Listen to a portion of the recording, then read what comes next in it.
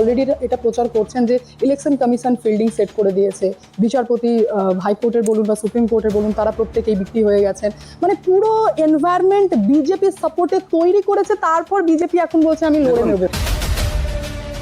আমাদের খড়গপুরে 2,40,42,000 ভোট ছিল, 62,000 বাদ গেছে। কই আমার তো টেনশন হচ্ছে। তাহলে কি বিজেপি এরকম কিছু মনে করছে যে মুসলিমরা তৃণমূল কংগ্রেসকে ভোট দেবে না বলে বিজেপি সরকার গড়বে, এরকম কিছু? মুসলিম ভোটে আমরা কথা ভাবি না, ভোট নাম ছিল রেখেছিল, বাদ গেছে। তো আমি তো চিন্তা করছি না 62,000 বাদ গেছে, আমি জিতবো বলছি, ওরা কেন বলছে না? বিধায়কের টিকিটে লড়ছেন, তো এটা কি শুধুমাত্র মানে বাংলার মানুষের পরিবর্তনের প্রয়োজন সেই কারণে, নাকি নিজের জায়গা বাঁচানোর জন্য এই সিদ্ধান্ত? নমস্কার, আমি চলে এসেছি আমার এই ছোট্ট ইউটিউব চ্যানেলে, যেখানে পরিচয় আর কি দেব, 4% থেকে 40%। দাদা দিলীপ দা, আপনি এই দলটাকে নিয়ে গেছেন, সাকসেসফুল একজন বিজেপির রাজ্য সভাপতি থেকেছেন, বিধায়ক থেকেছেন, সাংসদ থেকেছেন, আপনার অ্যাগ্রেসিভ বক্তব্যে মানুষ আপনার ফ্যান। তো এইবার সরকার কত সিটে করছেন দিলীপ দা? সরকার হবে এটা নিশ্চিত, সাধারণ মানুষ ঠিক করে নিজে পরিবর্তন করবে। আর এই দৃষ্টিতে প্রধানমন্ত্রী থেকে আমাদের বুথ সভাপতি সমস্ত কর্মীরা ঝাঁপিয়ে পড়েছেন, সেই জন্য সময়ের অপেক্ষা হবেই। আজকে এখানে আমাদের মিঠুনচক রোড শো হলো, হাজার হাজার মানুষ দুপুরবেলা বেরিয়েছেন একটার সময়। এখনও অভিষেক ব্যানার্জি রোড শো হওয়ার কথা, লোকই জুটেনি বলে উনি হেলিকপ্টার থেকে নামতে পারছেন না। আচ্ছা, এরকম অবস্থা হয়েছে, সেজন্য বোঝাই যাচ্ছে, খড়গপুর থেকে দেখে বুঝে যাচ্ছে সারা পশ্চিমবাংলার অবস্থা। তাহলে আপনি বলছেন অভিষেক ব্যানার্জি রোড শো ফ্লপের দিকেই মোটামুটি? এক লোক হয়েছে শুনলাম, আচ্ছা, ওটা অপর প্রান্তে, আমরা এই প্রান্তে ছিলাম। প্রধানমন্ত্রী এই যে রিসেন্ট এলেন, তখন বললেন যে এমন রেজাল্ট করবে বিজেপি যেখানে বেশ কিছু জেলা চমকের মতো রেজাল্ট করবে, মানে তৃণমূল কংগ্রেস প্রায় শূন্য হয়ে যাবে। এর মধ্যে কি পশ্চিম মেদিনীপুর? ইদানিং বিজেপি সেরকমই করছে, বিহারের চমক দিয়েছে, দিল্লিতে দিয়েছে, মহারাষ্ট্র, হরিয়ানা, উড়িষ্যাও তাই হলো। জিতবে ভাবেনি, জিতে গেছে। তো আমাদের মেশিনারি, আমাদের কর্মীদের পরিশ্রম, আমাদের নেতৃত্বের তার বিশ্বাসযোগ্যতা, এর কোনো বিকল্প ভারতবর্ষের নাই। তো আমাদের কর্মীরা মানে মোদিজি, অমিত শাহ এদেরকে দেখলে আরও উৎসাহিত হয়, করছেও তাই। সেজন্য মাননীয় প্রধানমন্ত্রী যেটা বলেছেন যে একাধিক জেলা টিএমসি শূন্য হবে, আমিও ডাক দিয়েছি টিএমসি মুক্ত জঙ্গলমহল, প্রায় এটা হয়ে যাবে। তো দাদা আমি আরও বলতে চাই, সত্যি তো এটা যেমন আপনি বলছিলেন যে এমনি উড়িষ্যাতেও সুপ্রা সাফ হয়ে গেছে, 2024-এর লোকসভার পর বেশ কিছু সিট বিজেপি ভালো গেইন করেছে, কিন্তু বাংলায় ঢুকতে তো সময় লাগছে কেন দাদা? এত দাপুটে নেতা আপনি রয়েছেন, সুকান্ত মজুমদার রয়েছেন, শ্রমিক ভট্টাচার্য রয়েছেন। মানে একটা সময় অবধি আমরা দুই জাঁতা গলে পড়ে গেছিলাম, বামপন্থী ডানপন্থী, মাঝখানে বিজেপি, রাস্তাটা বানাতে পারছিলাম না। আমি দায়িত্বে আসার পর থেকে আমি জঙ্গল কাটা শুরু করলাম, সেই জঙ্গলের ভিতরে এখন হাইওয়ে তৈরি হয়ে গেছে, হুড় করে দৌড়চ্ছি আমরা।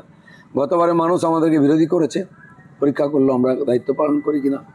তো আমরা লোকের দায়িত্ব, লোকের সঙ্গে থেকেছি, আন্দোলন করেছি, সরকারি অপকর্মের বিরোধিতা করেছি, আর লোকের দম বন্ধ হয়ে যাচ্ছে। পরিবর্তন চাই, বিকল্প বিজেপি। তো এটাই হচ্ছে ব্যাপার। দাদা দেখুন, আমি এই ইলেকশনে 2026-এর ইলেকশনে কিন্তু ভীষণ মানে দারুণ দারুণ নেতাকে, যেমন আপনি মানে দাপুটে নেতার মধ্যে যেমন আপনি বিধায়ক থেকে সাংসদও হয়েছেন, 2016-তে বিধায়ক ছিলেন, তারপর সাংসদ হয়েছেন, তারপর ফেরও বিধায়কের পদে লড়ছেন। এরকমই অধীর রঞ্জন চৌধুরীকেও দেখলাম, বড় দাপুটে নেতা যিনি বিধায়কের টিকিটে লড়ছেন। তো এটা কি শুধুমাত্র মানে বাংলার মানুষের পরিবর্তনের প্রয়োজন সেই কারণে, নাকি নিজের জায়গা বাঁচানোর জন্য এই সিদ্ধান্ত? দেখুন, আমি তো আমার ইচ্ছায় লড়িনি, আমি এর আগের বার 3 বার লড়েছি, পার্টি বলেছে যেখানে সেখানে লড়েছি, এবারেও বলেছে তাই।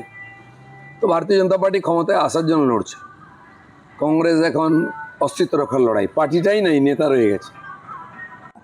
দাদা 2016 সালের পর থেকে আপনি যেভাবে বিজেপিতে একটা স্ট্রং তৈরি করেছেন, এই সংগঠনটা যেভাবে তৈরি করেছেন, 2019-এও দারুণ রেজাল্ট করেছে, কিন্তু তারপরেও বিজেপির সাংগঠনিক দিক থেকে কোথাও না কোথাও ব্যর্থ হয়েছে। এটা কি কেন্দ্রের সাথে ঠিকঠাক কমিউনিকেশন না হওয়ার জন্য, নাকি কেন্দ্রের ওপর পুরোপুরি নির্ভরশীল হয়ে যাওয়াটাই কি রাজ্য বিজেপির জন্য একটু ক্ষতি বা ব্যর্থতার কারণ? না, আমরা একটা সময় 5-6 বছর ধরে হুড় করে উপরে উঠছিলাম। পঞ্চায়েতে 18 সালে আমরা ভালো রেজাল্ট করি, 19-এ লোকসভায়, 21-এ বিধানসভায় লাগাতার গ্রাফ উপর দিকে ছিল। কি হয়, একটা পার্টির সেট আপ তৈরি হয়, বিশ্বাসযোগ্যতা ব্যাপার থাকে, কর্মীদের নেতাদের মধ্যে বোঝাপড়া, তো সেখানে পরিবর্তনের একটু গ্যাপ তৈরি হয়, নতুন করে আবার সেট আপ তৈরি হয়। তো আমার মনে হয়, এবং গত 21-এর নির্বাচনের পরে পোস্টপোল ভায়োলেন্স যেভাবে হয়েছে, হাজার হাজার কর্মী ঘর ছাড়া এখনও বাড়ি ফেরেননি, গুজরাট মহারাষ্ট্রে চলে চাকরি করছে, সাধারণ মানুষ ভয়ের মধ্যে দিন কাটাচ্ছে। তো এবারের নির্বাচনটা পরিবর্তন নিশ্চিত, কিন্তু সেভাবে আওয়াজ হচ্ছে না, শান্তিপূর্ণভাবে হচ্ছে, লোক সাইলেন্টলি ভোট দেবে। তো সেখানে ওই উন্মাদনা দেখা যাচ্ছে না। আর এই পরিবর্তনের ফলে মাঝখানে একটু আমাদের একটু গতি কমে গেছিলো, তালমিলের একটু অভাব হয়েছিল মনে হচ্ছে, তাই রেজাল্ট মনোপুত হয়নি, মনের মতো হয়নি। এবার কিন্তু মানুষ যেটা চাইছে এটা হয়ে যাবে, সাফিসিয়েন্ট মেজরিটি নিয়ে বিজেপি সরকার করবে। সাফিসিয়েন্ট মেজরিটি নিয়ে। তাহলে দাদা নতুন সরকার গঠন যদি করে বিজেপি, তাহলে দিলীপ ঘোষের ভূমিকা কি থাকবে?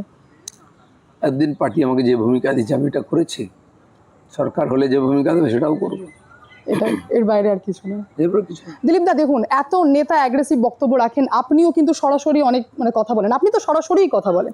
অনেক নেতা অ্যাগ্রেসিভ বক্তব্যের জন্য তারা মানুষের কাছে খুব ছোট হয় বা পছন্দ করেন না সাধারণ মানুষ, কিন্তু আপনার অ্যাগ্রেসিভ বক্তব্যে মানুষ ভীষণ এনজয় ফিল করে, তারা খুব এক্সাইটেড হয়ে যায়। জানে মানুষ যেটা ভুগছে, মানুষ যার দ্বারা অত্যাচারিত পীড়িত, তার আওয়াজ তোলার লোক নেই।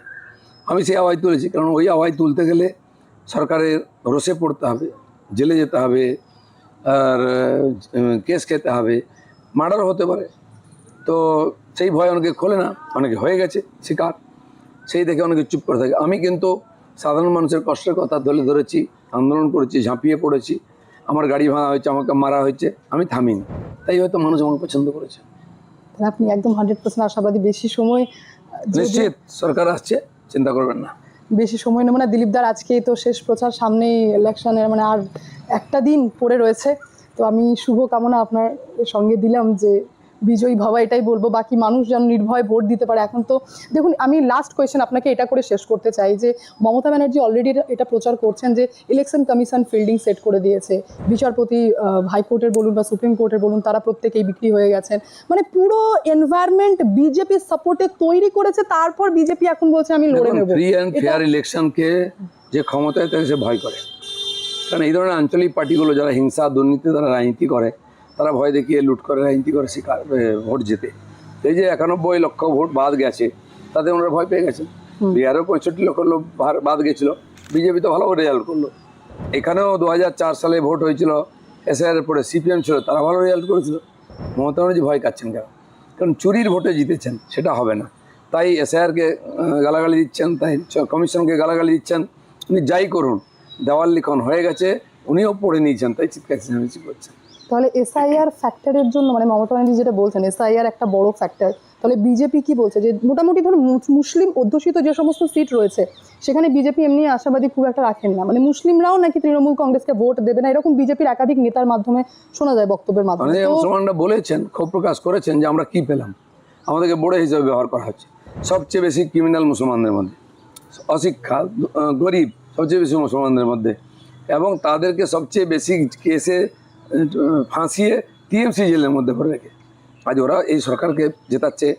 তো তাদের তো ভালো অবস্থা থাকা উচিত, তাদেরকে জেলে যেতে হচ্ছে কেন, তাদের অত্যাচার হচ্ছে কেন, তাদেরকে জোর করে ভোটার করে রাখা হয়েছে, আর কিচ্ছু করতে দেওয়া হচ্ছে না, তারা ওখান থেকে পালিয়ে আসতে চাইছে। আমরাও আছি, আমরাও সবকা সাথ সবকা বিকাশের রাজনীতি করছি, তাদের বাড়ি দিয়েছি, শৌচালয় দিয়েছি, গ্যাস দিয়েছি, রেশন দিচ্ছি, বাচ্চাদের স্টাইপেন্ড দিচ্ছি, সব পাচ্ছে ওরা, আমরা কখনো বিভেদ করিনি। তারা ভাবুক কী করবে। তাহলে কি বিজেপি এরকম কিছু মনে করছে যে মুসলিমরা তৃণমূল কংগ্রেসকে ভোট দেবে না বলে বিজেপি সরকার গড়বে, এরকম কিছু? মুসলিম ভোটে আমরা কথা ভাবি না, আমরা হিন্দু ভোটার ভাবছি যে 70% লোকের ভোটে জিততে না পারে, তারা কী করে জিতবো? তারা দিয়েছে বলে আমরা জিতেছি। হিন্দু ভোট যদি 55% পেয়ে থাকি, এবার 65% পাবো, ইনক্রিজ করবে, জিতবো। আমাদের খড়গপুরে 2,40,42,000 ভোট ছিল, 62,000 বাদ গেছে। কই, আমার তো টেনশন হচ্ছে, মাত্র 1,80,000 ভোট আছে, আমরা ভাবছি 1 লক্ষ ভোট আমরা পাবো। যে ভুয়ো ভোটটাতে ওরা ছাপ্পা মারতো সেটা নেই। তার এতদিন ভুয়ো ভোটেই তৃণমূল কংগ্রেস জিতেছে, এটা বলতে পারি। যে বড় নেতারা জিতেছে সব জায়গায় দেখুন 70-80,000 নাম বাদ গেছে। কেন গেছে? মালদা মুর্শিদাবাদ থেকে সব জায়গায়, কলকাতায় কতটা ড্যামেজ হতে পারে মালদা মুর্শিদাবাদ? সারা পশ্চিমবাংলা ওদের জন্য ড্যামেজ আছে। ওদের জিতা সিটগুলোতে বেশি নাম বাদ গেছে, ভুয়ো নাম ছিল, রেখেছিল, বাদ গেছে। তো আমি তো চিন্তা করছি না 62,000 বাদ গেছে, আমি জিতবো বলছি, ওরা কেন বলছে না? কারণ জানতো ওরা চুরি করেছে। অনেক এই প্রচারের মধ্যে আপনি যে সময় আমাকে দিলেন এতটা, যার জন্য অনেক অনেক অনেক ধন্যবাদ। ভালোভাবে ভোট হোক, দেখা হবে আবার। ধন্যবাদ।